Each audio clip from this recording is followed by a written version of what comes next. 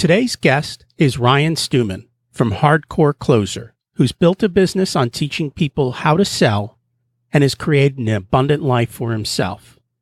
Everyone needs to understand sales, and I'll tell you why in a minute.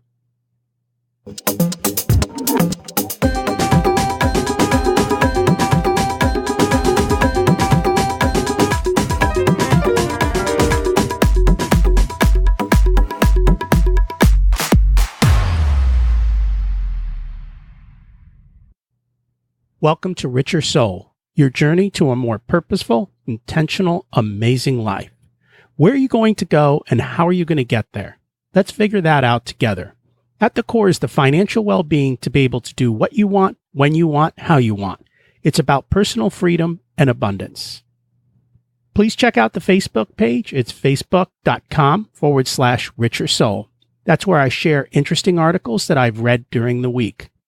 Also, richersoul.com, you can sign up for my email list. I don't send very many emails, but there's something important coming up or some bonus material. That's the best way to find out. I plan on releasing an ebook to my subscribers for free later this year, and those on my email list will be the first to get it. If you hear something interesting and think it could benefit others, please share the podcast, as people will thank you for doing so. So, are you creating the life you deserve? My goal is to help you figure out how your puzzle pieces come together to design a great life. That means we have to understand where we are going. In other words, what's our purpose? We also need to be healthy enough to be able to do what we want and have the time to be able to do so. We need the financial resources to fund the life we choose. Living life alone gets kind of lonely. So creating strong relationships and being part of something bigger spiritually. While we all know this, we're all stuck listening to those voices in our head that create the fears and doubts that hold us back from the life we deserve. If you have not listened to episodes 1 through 9, I encourage you to go back and listen to the framework behind Richer Soul and how to create balance and abundance in your life. So let's get to the topic at hand today. Why sales? More than ever, we're being bombarded with marketing messages, and when you understand what's going on, it makes it easier for you to stop chasing shiny objects. In addition, we all have things that we want, and that requires you to sell yourself. Whether it's a date, a marriage proposal, a raise or promotion at work, or something you want your family to do. All these things require us to sell ourselves. And knowing those skills and how to use them well will help you get what you want in life. Just remember, though, what Zig Ziglar said. If you help enough people get what they want, you will get what you want. That's the problem with a lot of salespeople. They are focused on themselves and not the other person. Before we meet Ryan, I want to share something from a book that I just read, The Biology of Belief, by Bruce H. Lipton, Ph.D. Unleashing the Power of Consciousness, Matter, and Miracles. And I'm going to quote from the book. I believe the greatest problem we face is that we think we are running our lives with the wishes, desires, and aspirations created by our conscious mind. When we struggle or fail to obtain our goals, we are generally led to conclude that we are the victim of outside forces preventing us from reaching our destination. However, neuroscience has now established that the conscious mind runs the show at best only about 5% of the time. It turns out that the programs acquired by the subconscious mind shape 95% or more of our life experiences. Since subconscious programs operate without the necessity of observation or control by the conscious mind, we are completely unaware that our subconscious minds are making our everyday decisions. Our lives are essentially a printout of our subconscious programs, behaviors, that were fundamentally acquired from others, our parents, family, and community, before we were 6 years old. As psychologists recognize, a majority of these programs are limiting and disempowering. So I'm going to pause here for a second, and I just want you to think about something. You drive to work every day. You get in the car and you go. Do you think about your route? Do you think about turning on the turn signal? Do you think about checking the mirrors? You do all of these things automatically without thought. Sometimes we end up at work, we're like, how did I get here? I don't remember the drive. All of that was done subconsciously. You're not actively thinking about it most of the time, except when something comes up that causes you to have to think about it. A traffic jam, or a near miss, or something outside the ordinary. So subconsciously, a lot is going on. A lot of the decisions we make and our willpower are subconscious decisions that may prevent us from success. One of the biggest ones as it relates to money is if you have an unconscious belief that being rich is bad and evil and that rich people are evil, your subconscious mind will prevent you from having financial success. Let's take another look at another part of this book. Now for the good news, and not just for a small number of people in the world who study at Harvard. Belief modification can induce rapid changes in gene activity. When individuals raise their level of optimism and deepen their social connections, they not only raise their level of happiness, but also dramatically improve every single business and educational outcome tested for. A recent study revealed that just 8 hours of mindful meditation was sufficient to significantly change vital gene functions compared to controls. Mediators exhibited a range of genetic and molecular differences that included reduced levels of pro-inflammatory genes and altered levels of gene-regulating machinery. These observed changes in genetic expression are associated with faster physical recovery from stressful situations and prove that mindfulness practice can lead to health improvement through a profound epigenetic alterations of the genome. Research suggests that a positive mindset can trump some of the effects of aging. A number of studies have found that people who hold more positive stereotypes about aging behave differently as they age from those who hold more negative stereotypes, even when they are similar in other ways, including how healthy they are. Recently, Yale University and University of California, Berkeley researchers decided to study if it was possible to counteract our culture's undeniably negative view of aging and in doing so, improve health. 100 individuals ranging from age 60 to 99 years were assigned to 4 groups. A group that experienced implicit positive aging stereotype intervention, a group that experienced explicit positive aging intervention, a group that experienced both implicit and explicit positive aging stereotype intervention, and a control group. The stars of the study turned out to be the implicit positive age stereotype intervention group. That group, in 4 15-minute weekly sessions, unconsciously observed positive words connected to aging.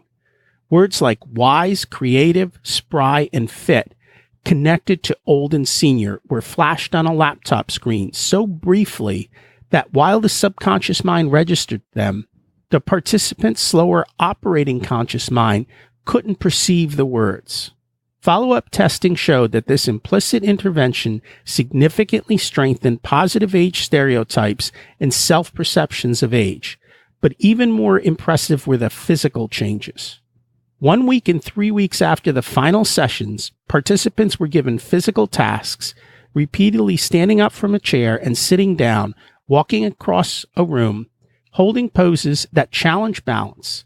The group that experienced implicit positive messages showed significant improvement in their physical functioning compared to before the experiment began. In fact, they showed greater physical improvement than a group of similar aged adults who exercised for 4 months. Think about this. Our mindsets, what we believe, subconsciously dramatically drive our habits consciously. being able to rewire and change those is important. Understanding what's going on behind the scenes in our mind is extremely important. That's hard to do on your own. And that's why sometimes you need other people who are focused on you to help you do that. In the same way, sales and marketing companies have learned how to tie into your subconscious habits and how to do certain things that cause you to want to buy more. Facebook is full of people who've learned how to do this, and salespeople have learned how to push certain buttons in our subconscious mind that get us to make changes and buy what they're selling. When you understand those things, then you have the ability to say no, and to know that you are being played, and to know how to say no in those situations. I'm going to share a couple of great sales books with you. These are more than just how to sell. The first two are How to Win Friends and Influence People, which was written by Dale Carnegie over 100 years ago. The other is Never Eat Alone by Keith Ferrazzi, which to me is a modern day version of Dale Carnegie's book. And while these, in a sense, are sales books, they are about selling yourself so that you can get the life you deserve and want. Having the skills and confidence to ask for what you want will help you achieve what you want in life. It will also help you understand when you're being played. More than ever, these marketing companies know how to tap into our lizard brains and control us. Everything from Facebook to Amazon to the local grocery store is designed to get you to part with your money so others can live a life of abundance instead of you. Lastly, if you want to learn about the right way to do marketing, check out Seth Godin. He does some wonderful work in permission marketing. So, with that, let's take a moment and meet somebody who is in sales. I want you to listen to his life story, see the types of things that he's had to encounter, and see how he's overcome them. Learn a little bit about sales and about life. Without further ado, I'd like to introduce you to Ryan. Welcome to Richer Soul, Ryan. It's great to have you here. Thanks for joining us today. Hey, thanks for letting me be here, Rocky. I really appreciate it. I enjoy doing podcasting. And, I haven't been on one where we just talk about money. So this is going to be exciting because I love money. Well, that's cool. We're going to talk about money, and we're going to talk about how it relates to the rest of your life. So let's actually start right there at the beginning. What was it like when you were growing up, and how much did your family and school teach you about money? Well, I grew up in a lower class neighborhood. Even though your parents don't want to admit that sometimes, right, because of the pride issue, as an adult, you can look back and be like, oh, shoot, we were poor. You don't realize as a kid because you just adapted and you grew up in a neighborhood like I grew up. All the other kids were poor, too. We didn't know we were poor. We were just kids in the neighborhood that didn't have the same toys as some of the other kids. And my parents, they were both and still are W-2 income wage earners. So they've never owned a business. They've never taken a risk. Their risk would be a job interview. I didn't have any rich relatives past the age of 6. So it's actually an interesting story. We all have that first impression of money in our lives. And so until I was age 6, ages 0 to 6, my family was really wealthy. I don't mean they were like billionaires or the Gates family, but in the 80s, if you had $1 million, you got $1 million. That's a lot of money. And my grandpa, on my mom's side, owned several small city banks, S&Ls, they called them, savings and loans back then. My other grandpa owned a glass factory and, borrowed money from my other grandpa. That was how my parents met. They went to the same school and their dads were friends because they were business associates. Well, if you remember history, the S&Ls crashed in about 85. I was born in 79. So about the time that I turned 5 or 6 years old, the S&Ls crashed, which ultimately put my grandpa's banks out of business, which ultimately, when the lines of credit were pulled from the glass factory, put my other grandfather's business out of business. And our family, my parents divorced Our families got really mad at each other for obvious reasons, even though it was really nobody's fault. And my grandma tried to save some of the farmers and some of the small business owners and cook some of the books on the banking side of things to help them so that they could keep running their business even when things weren't so good on the S&L side of things because they were crashing. My grandma ended up going to federal prison. So as a young man, by the time I turned 6 or 7 years old, we were rich and then poor and owing everybody in town money. My parents, they were just like, they were kids, the offspring of these two entrepreneurs, the bank owner and the business owner. So as a kid, we went from everybody's favorite person because we're the bank to everybody's most hated person in that town because we lost all their money. Whether it was the fault of my grandparents or not, I don't know. I didn't run their business at the time. But as a young man, you think, wow, money really sucks, right? Like when you don't have it, it really sucks because when you have it, the people love you. And when you don't have it, like it's one of these things where you're hated. That was like one of my first conclusions as a kid. And at age 7, I was adopted. My parents split up. My dad owed a bunch of back child support to my mom. He couldn't afford to pay it. My mom had remarried. My stepdad adopted me and gave me his last name. My stepdad was still isn't a cool person whatsoever. He didn't know how to deal with a kid like me. So he put me to work. I remember being 9 years old and showing back up in school at 9 years old. And I'd worked all summer at this car wash, mowing yards and wiping off cars for my stepdad. I saved up my money all summer long and I bought this $100 pair of Reebok pumps. You remember those, Rocky? I do. Those shoes? I remember sitting in class and it was like the first time where money had clicked for me. I was sitting in class, I was pumping these shoes and releasing them. Probably to the teacher, it was like as if you were talking to somebody and clicking a pen. Probably drove her nuts. You know what I mean? It's like me over here, like blowing these shoes up, right?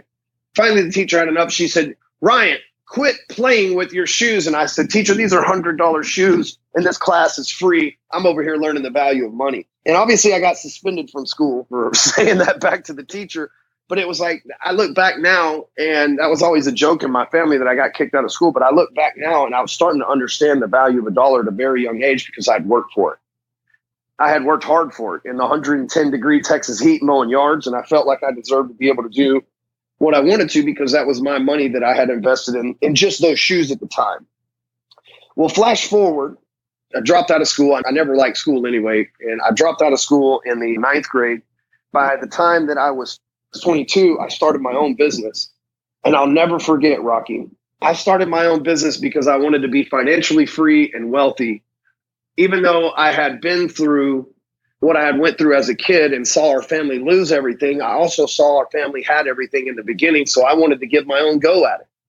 When I started my own business, it was a real estate flipping business. My parents were the first ones to harshly judge me. They started judging me, telling me I need to get a real job and all these other things. And then as I started getting successful, I realized that my parents, they were kind of hating on me a little bit. They were speaking ill of me to my business partners. And I would bring my business partners around for Christmas and stuff. And then my dad would catch them off the back and go, I don't know what y'all see in him and stuff like that. It was weird. So I start realizing that, hey, now I got money. My parents are trying to get in on this thing too. They're judging me and trying to steer people away from me. So maybe that I can get a full job or whatever the case. And ultimately, one of the business partners, because of listening to my parents and getting some bad information, ended up taking off and splitting up. And it caused a huge battle. So I had some serious lessons with money where I'd had a little money in school more than the other kids. And then I went out and ventured out on my own and obviously failed when the other business partner left. He took a bunch of money and tied us up in court. You know, there were my parents going, see, I told you should have just got a normal job.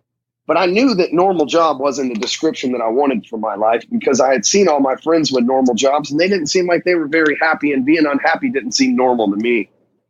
I've never in my entire life had a salaried job. I've never been somewhere where I've taken a paid vacation or a paid day off or had a mental health day or any of that stuff. But I had some really harsh lessons. Some people, they hear things like money's the root of all evil. And I've always thought, because of my experience as a youngster, that lack of money is the root of all evil. Nobody that has a ton of money stealing. Nobody that has a ton of money is out there rape, robbing, and murdering because you can pay for all that stuff. It's lack of money that causes people to make bad decisions. And so that's the way I've always looked at everything in my life. I don't want to be the broke person because lack of money is where the evil begins.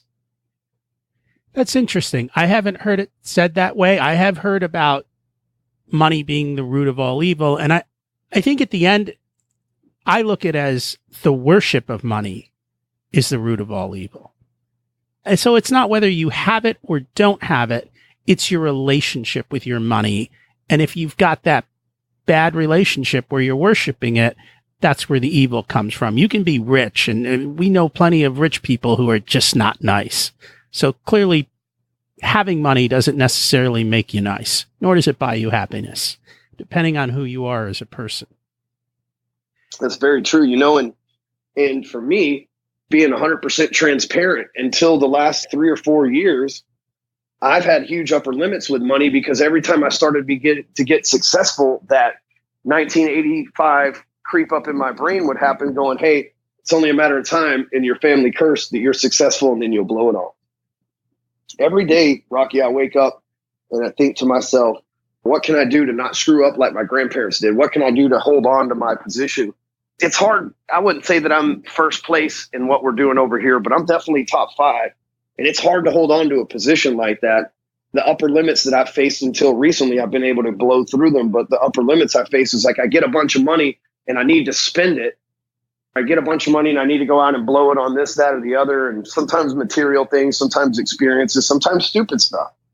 Because I didn't want to hold on to it, because every time that I would think that I would get too much money, I could feel the collapse of those S&Ls coming in metaphorically. I think a lot of people deal with that. How have you overcome that? That's a really good question. The first step for me was my parents never had more than, let's say, $2,000 in their bank account. No 401k, no nothing. They were like straight up. Now they might have made 70 or 100 grand a year a piece, but they didn't save any of it. They lived in a nice house, drove BMWs and Escalades and nice trucks and all that stuff. And so they never had money. I never went on a vacation, like leaving the state of Texas, until I was 22 years old. That wasn't their thing. They spent all their money on material possessions. And so that was kind of the idea of money that I had. I remember one time I was talking to my stepdad and he said, well, you can't take it with you when you go, so you might as well spend it while you're here. I thought, well, that makes sense. As a kid, I'm like, okay, well, that makes sense. You spend all you got. What he didn't plan on was when he got laid off 5 years ago, he didn't have any money saved up and quickly found himself going into major amounts of debt and everything until he got another job. The way that I busted through that was, at first I said, okay, I got to get $10,000 in my bank account. I got $10,000 in my bank account, obviously through working and saving. I had to get comfortable with plugging into my computer and looking at my bank account every day with $10,000 in it and tell myself, Ryan, you deserve this.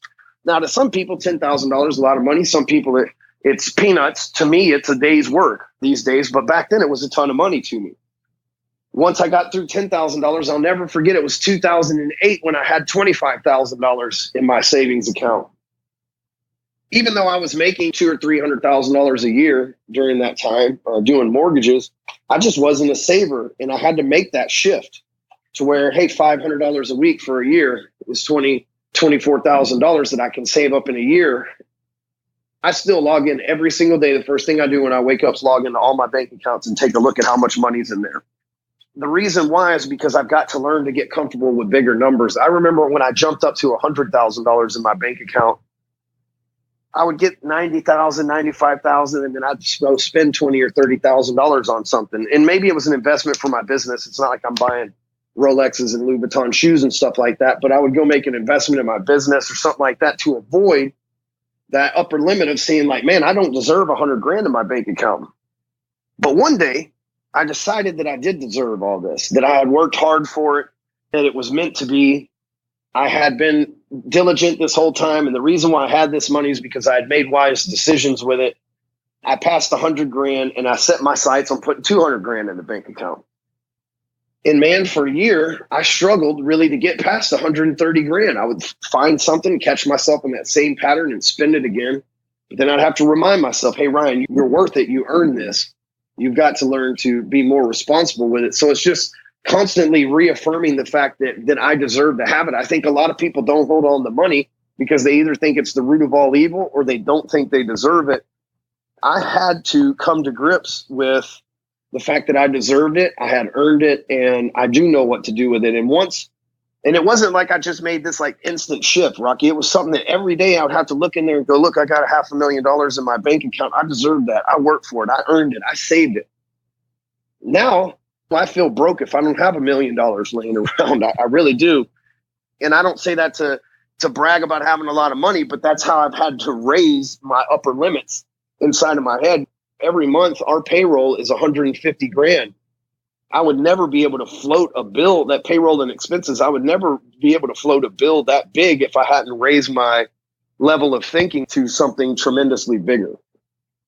A lot of folks, they get caught up in the fact that they've got money and they don't feel comfortable with it, so they want to move it around or whatever. Some people put it in a 401k. Some people go shopping spree or vacation or whatever. And I would just urge the people listening that, man, you need to look at that money that's in your account, no matter how much it is, and think you worked for it, you earned it, and you deserve it. You remind yourself every day, just like a mantra, there's going to be a time when your brain's like, yep, you're exactly right. I worked for it. I earned it. I saved it, and I deserved it. It's surprising how many people earn a ton of money and have none. And you hear it all the time. And people make millions of dollars and they're broke. And it's like, how can this be? Unfortunately, they seem to have that mismatch between being able to hold on. They can earn it. They just can't seem to hold on to it. And then eventually life is going to throw you a curveball.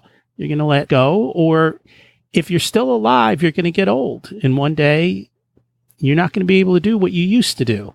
And at that point, having that little cushion to hold you over is always nice. Yep, it is. I know developers that are worth, $500 million a year. Sometimes you're around them and they are out of money, because it's not that they're spending their money on Rolexes and Lamborghinis and stuff. It's that they just finished one development and they take $100 million and drop it into another one and they're broke again. They're consistently bankrolling their money, but they don't ever have their money. And, they're some of the wealthiest people I know are land developers, and that's their biggest struggle, is the fact that they're always making that next investment. A lot of business owners, guys that I know that do 8 and 9 figures a year in business, their companies do 8 or 9 figure, but they're living on a 2% margin because they've invested or spent all that money back that they have taken out. A lot of people think, oh, he's rich, he earns a lot of money. But really, I think the main definition of rich or wealth is the people that can keep a lot. A lot of us, especially salespeople like you and I, Rock, we go out there and make money all day long. It's that keeping it part that's tough. It is. I've been lucky. I started with automated savings when I was young, and I just kept increasing the amount that went into the automated bucket, and I forgot about it. And it just kept growing and growing and growing. And so I've been lucky in that sense. I did one thing right. Screwed up a lot of other things, but that one thing I did right. So you've learned a lot of lessons. What are you doing? You've got kids. What are you doing to teach your kids about money now? My oldest is 6, and call him Jax Dizzle. His name's Jackson. We call him Jax Dizzle. It's his little nickname or whatever.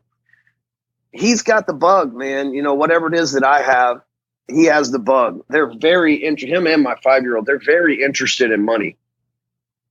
How it works and things like that. My son's asked me at least a half a dozen times over the last year, like, are we rich? Our friends at school say that we're rich. I drive a very nice, I have a lot of cars, and I drive a very nice vehicle and live in a nice neighborhood and things like that. My son's starting to catch on, and he's still young, but about a month ago, he comes up to me, Rocky, and he says, you know what? I want to make money like you, Dad. And I was like, you speaking my language, son. What do you got? You know what I mean? Like, I'm wired that. If I could have loved you anymore, I wouldn't have thought that was possible until just now. What do you got, son? And he said, I'd like to buy 6 fidget spinners and then sell them to the kids at school and make some money. And I said, well, that sounds like a plan. Fidget spinners are pretty popular right now. And he goes, well, the thing is, I don't have any money, Dad. How do you get money to begin with? And I said, well, if you don't have any money, you borrow it from somebody who is called an investor. I said, would you like for me to become an investor for you? And he said, will you let me borrow money? And I said, yeah, I'll buy you the 6 fidget spinners and then you sell them and then you bring me the money and I'll give you what's called a profit, obviously. And I explained that to him as well.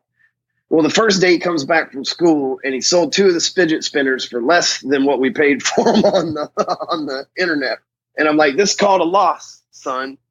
You got to at least charge a penny over what it is that we paid for them, or we won't be able to continue being in business because I won't have any more money to invest with you.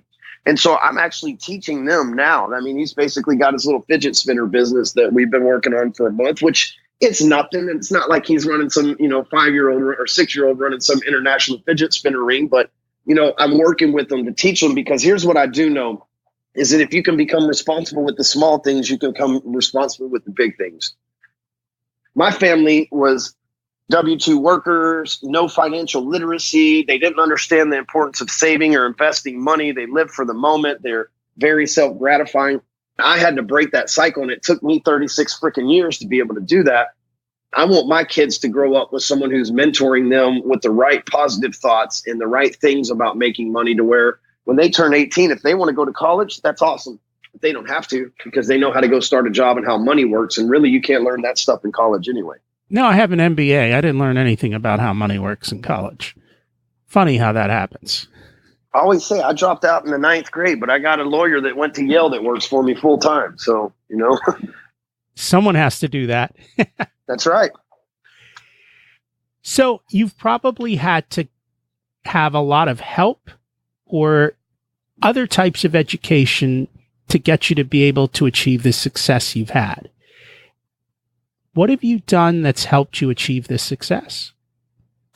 I have, I don't have an MBA like we just discussed, but if you could take the street equivalent of an MBA or a PhD or whatever all that is together, I'm sure I have that, because when I started that first business at 23 years old and my parents and stuff laughed at me, I realized quickly that I wasn't going to get any help from my family.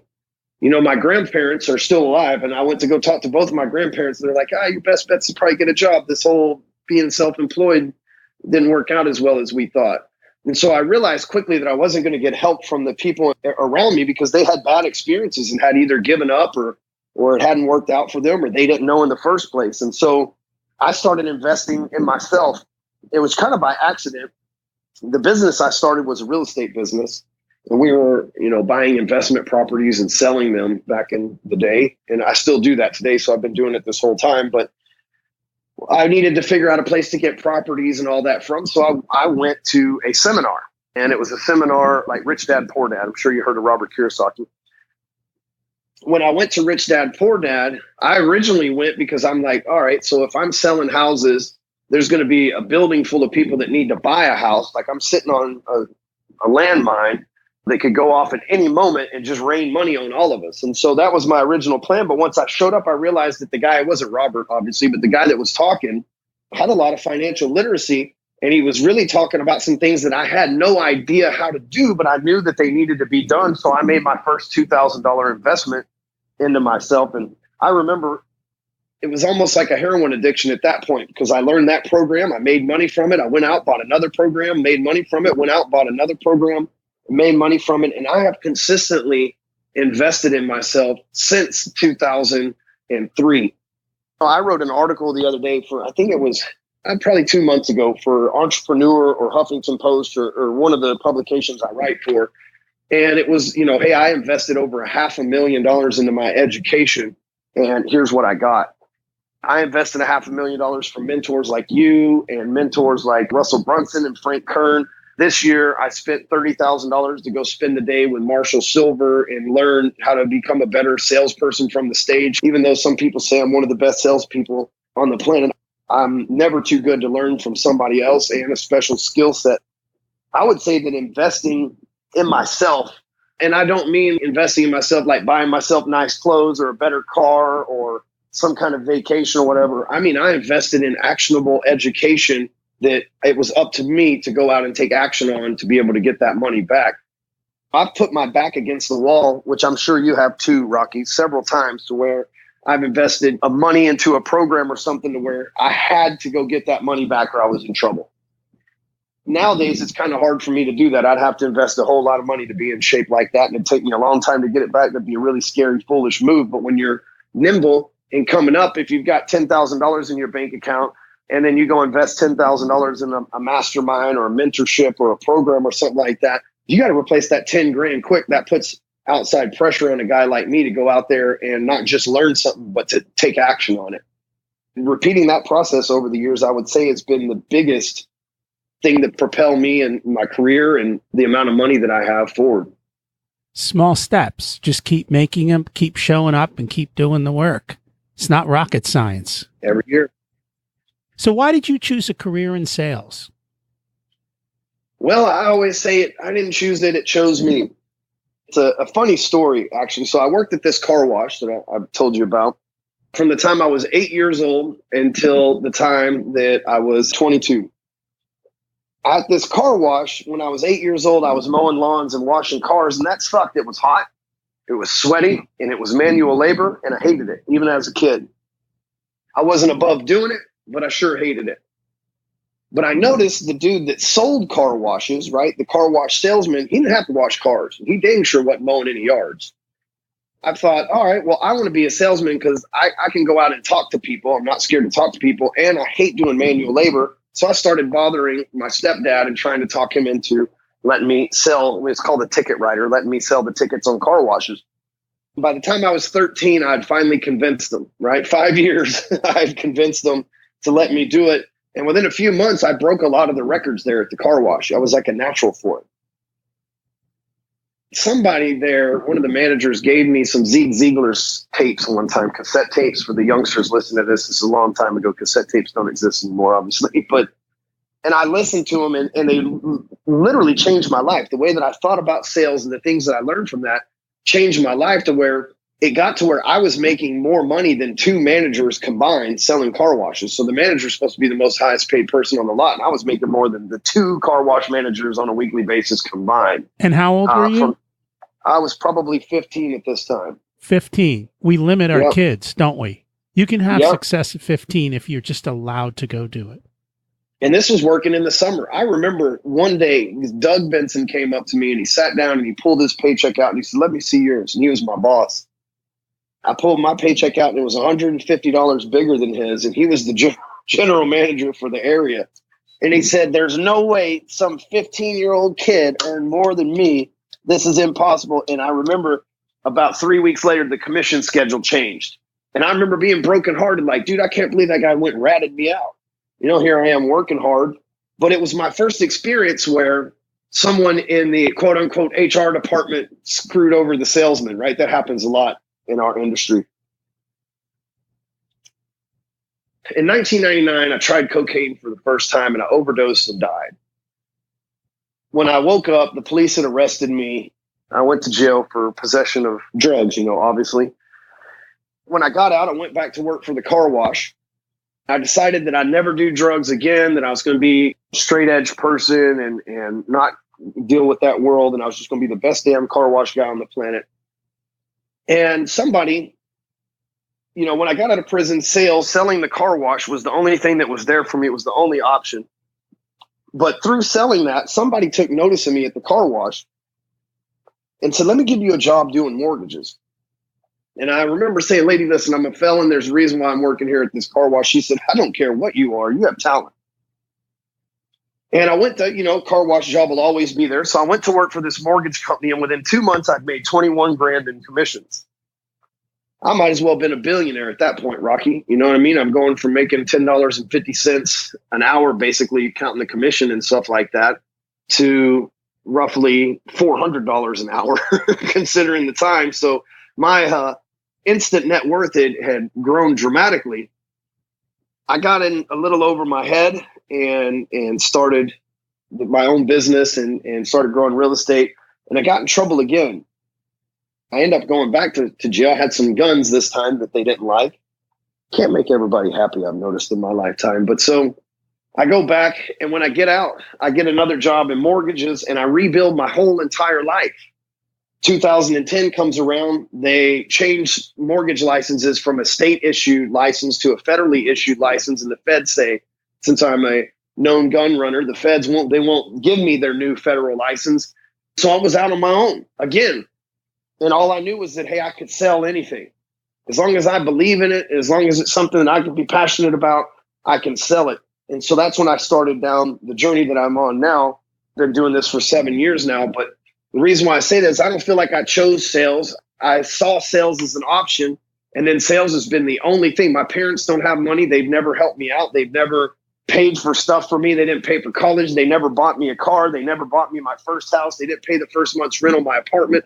They've never done anything even remotely like that. But sales has been the one thing that's always there for me. You get out of prison, you got nowhere to live, go make some sales, I can pay rent. You die from a drug overdose, you got to get your life together, you go make some sales, and everything works out. And so sales has really been the only constant in my life. The only thing that's been there since I was 13 years old, the only thing that's been there to every time I've been in trouble or been set back or had a major pitfall or been divorced or had any kind of issues, sales has been the one thing that's always been there for me. Finally, about 2012, I just embraced that, hey, sales was a part of my life. And we started this hardcore closer program. Obviously, now at this point, it's doing about $3 million a year. I own 6 businesses. That's one of them, but it's doing about $3 million a year, helping other salespeople that have been through similar situations to me be able to use sales as the crutch. That's impressive. You know, a lot of people don't want to go into sales, and a lot of people don't want to learn about sales. But the one thing I tell everyone is, throughout the day, you're either selling or you're being sold to. We're hit with so much commercialism, it's beyond belief. But more important than that, no matter what you're doing in life, you better know how to sell, because if you want a date and you want a wife or a husband, you're going to have to sell yourself to them. You want a job, you're going to have to sell yourself to someone to hire you. You want a promotion, you're going to have to sell yourself to someone to do that. Throughout life, there are so many things that we do that require you to sell yourself. So even though you may not be a salesperson per se and earn a commission, you're out selling yourself every single day. You might as well learn those kinds of skills of how to promote yourself, how to be a good salesperson, because you're always doing it. And the flip side is we're being sold to like never before. When you understand the sales skills, you kind of understand what's happening to you, and you can also make sure that you're making the right decisions. You're buying something because you decided and wanted it, not because you got excited in the moment of somebody using a technique on you, and the techniques have gotten a million times better than they've ever have. And I'm sure you do a lot of online business, so you know that better than anyone. Yep.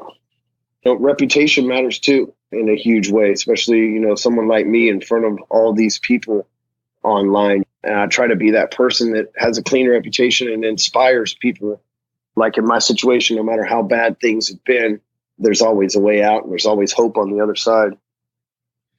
That there is. And you can overcome whatever obstacles there are in your life if you choose to do so. And it seems like you have chosen a choice to go ahead and overcome the obstacles, overcome the mindsets that held you back, and overcome the people who held you back. And you just keep going. You keep taking that step. You keep showing up. You keep improving. You keep getting better. The result of that is massive success. Congratulations. Thank you. I appreciate that, Rocky. Before we finish up, can you share a little bit about what you do at Hardcore Closer and let people know what you have to offer them?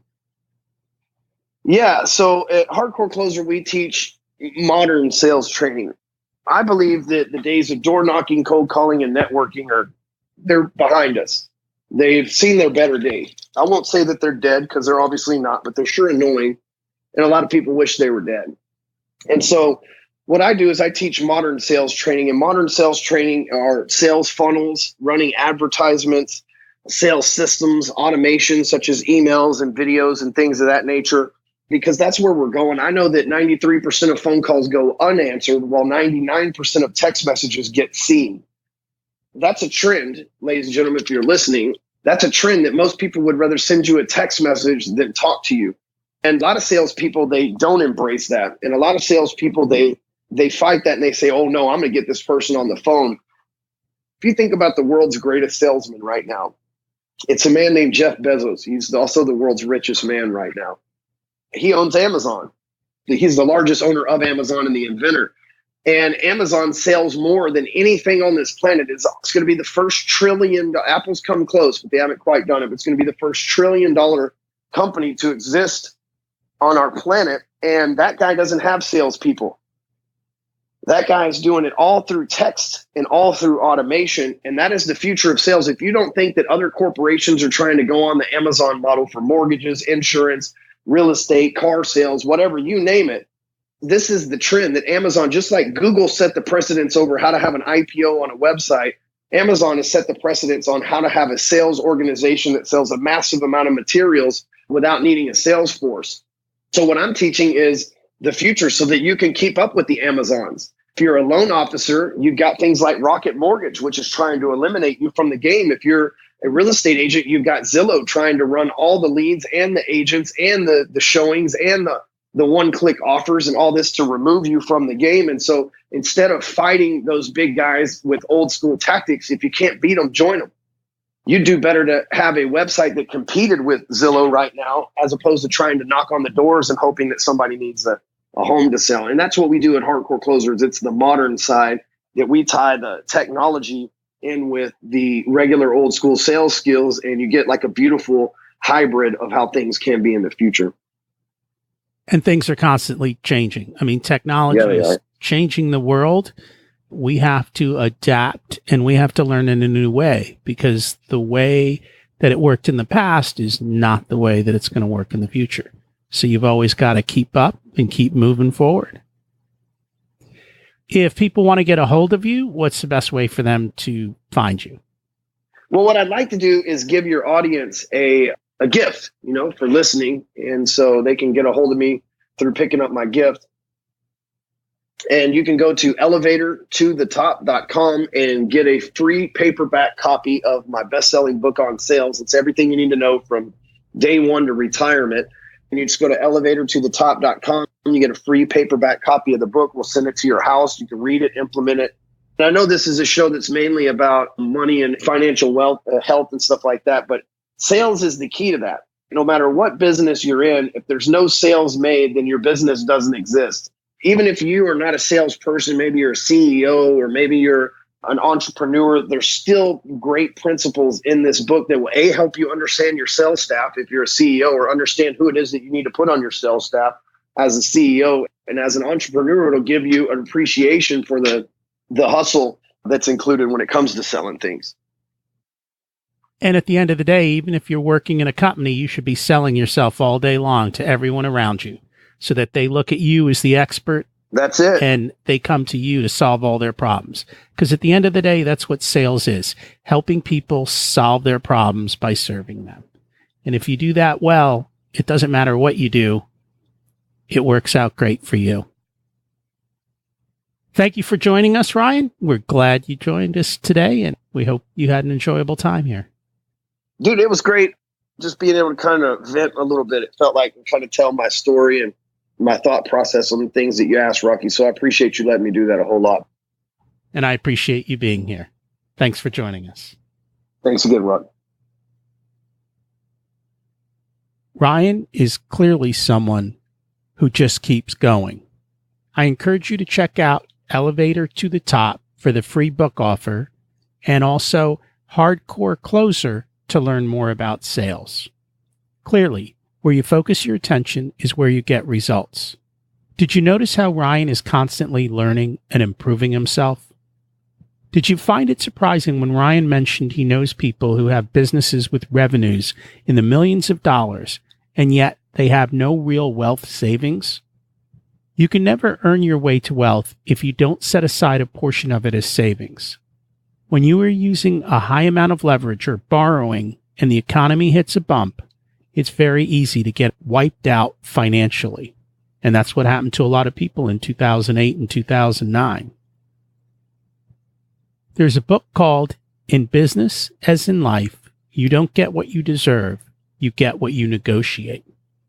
That's a big part of the sales process and another skill to learn. At the end of the day, selling yourself and having these skills can add a tremendous edge to your life. The resilience to get over a no and to deal with rejection goes a long way when life throws you curveballs, and it will. What action items can you take from this episode to improve your week? Thanks for listening, and please share the podcast if you think you can help someone else. If I can help you, please reach out. My email is rocky@richersoul.com. Have an abundant week.